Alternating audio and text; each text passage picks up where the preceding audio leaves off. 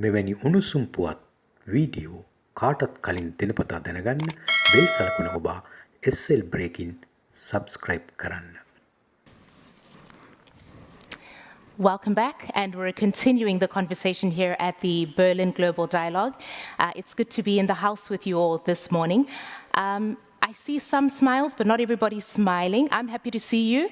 Not everybody looks happy to see me, but nonetheless, I think we're due for some good conversation. My name is Christine Mundo, and I'm very privileged to be steering this conversation, this part of the dialogue for us. It's really a great pleasure to be taking part at the very first Berlin Global Dialogue. And of course, we set the scene for if there's going to be a comeback. So let's do very well so that we can all be back in Berlin next year continuing the conversation. At this juncture, we want to have a bit of a leaders' dialogue on the worldwide economic shocks that we're experiencing and the impact that that's having, particularly on the global south. Ladies and gentlemen, as we speak today, more than half of the world's developing countries are currently in debt distress, or they're headed towards debt distress. That is the reality for a number of countries in the global south today. And part of the conversation here at the Berlin Global Dialogue is, of course, bringing the perspective of all regions of the world. And so I'm very happy to, not only as a young voice, be steering this conversation, but also getting the representation of the part of the world that I come from, and really putting our heads together in terms of taking this opportune moment to bringing us the solutions that we need to resolve some of the challenges that we're experiencing. I don't want to say much more other than to introduce our special guest this morning. We thought it would be great to perhaps start with a bit of a case study, and that will be the country of Sri Lanka, which, if you have been watching the news or reading the news over the last few years, you'd know that Sri Lanka has been experiencing an economic crisis, an unprecedented one, since the island gained its independence. And I'm pleased to tell you all today that we have a special guest in. The president of Sri Lanka is going to be here today to open this session for us with some remarks. I'm going to do something he does not like. He doesn't allow it back home, and call him His Excellency. His Excellency Ranil Wickremesinghe, President of Sri Lanka. Ladies and gentlemen, may we please put our hands together as he makes his way to the podium.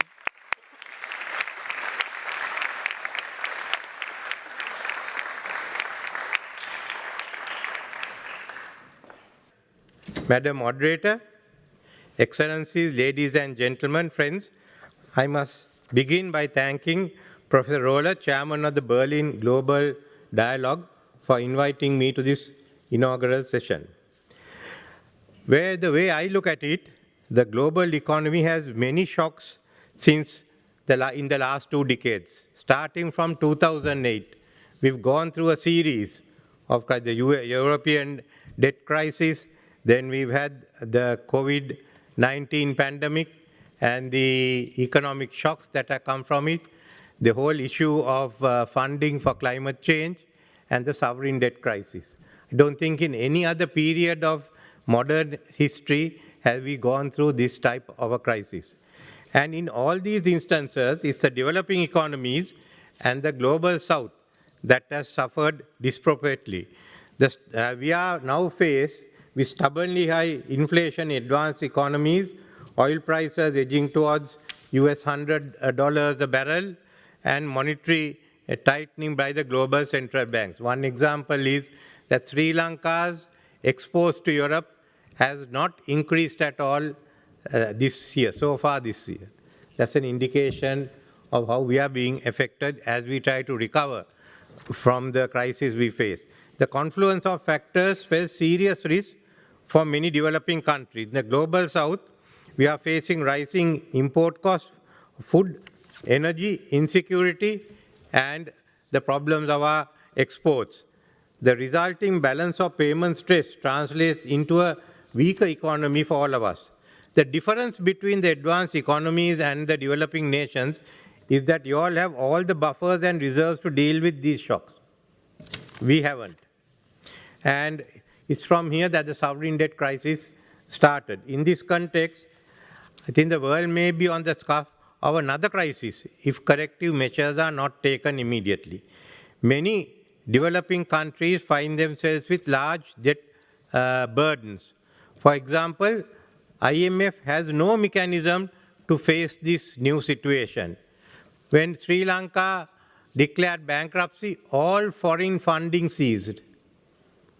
And that started the political crisis.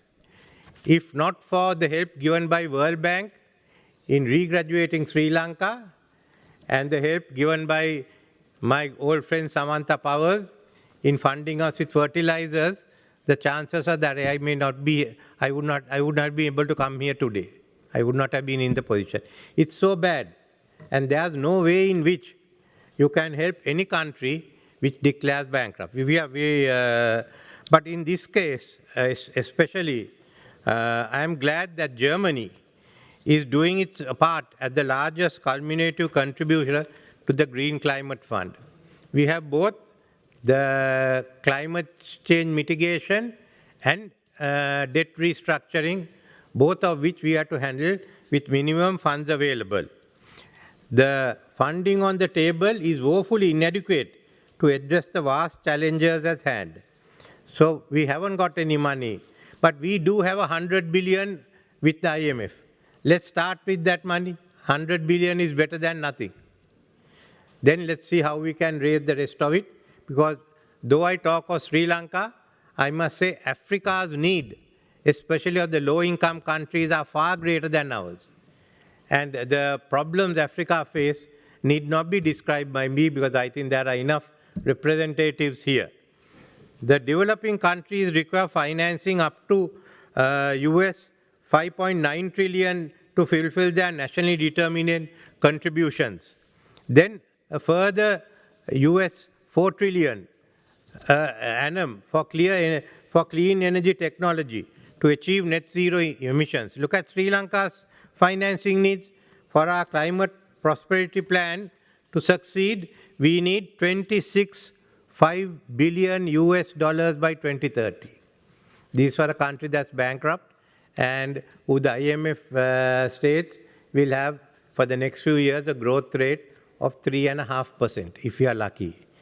Here again, global coordination and leadership to resolve these challenges have simply not been sufficient to address the magnitude of the urgency of the problem. So what we need here is a new architecture. Now we've been talking of the many crises and shocks we have discussed today are interlinked.